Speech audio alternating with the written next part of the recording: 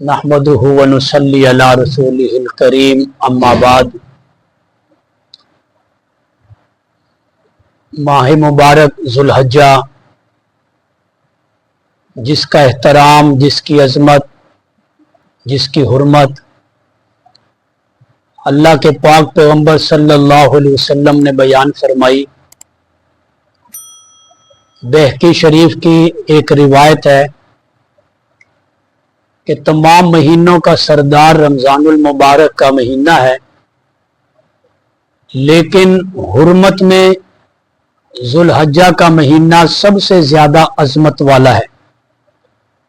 तो इस महीने के जो इब्तदाई 10 दिन हैं और 10 रातें हैं, ये बड़े मुबारक दिन और बड़ी मुबारक रातें हैं कि जिसने दिन में रोज़ा रखा जुल्हज्जा के इन 10 दिनों में, उसको 1 साल नफली रोज़ा रखने का सवाब मिलता है।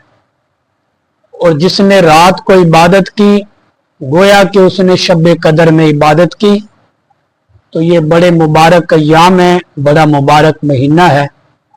अल्लाह हमें इनकी बरक़ात नसीब फरमाए।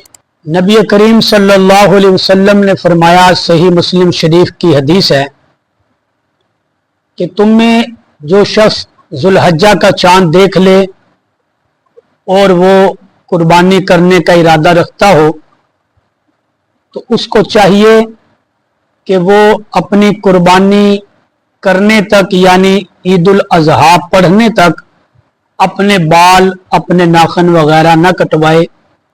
ये मुस्तहब अमल है, फ़र्ज नहीं है, वाजिब नहीं है, सुन्नत भी नहीं है।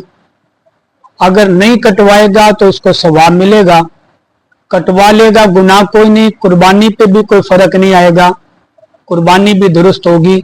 लेकिन मुस्तहब ये है कि वो अपने नाखून, बाल वगैरह न कटवाए, ताकि हाजियों के साथ उसकी मुशाबहत रहे कि हाजी भी अपनी कुर्बानी के बाद सर मुंडवाते हैं, इसी तरह ये मुशाबहत इख्तियार करे। अल्लाह को ये अमल पसंद है।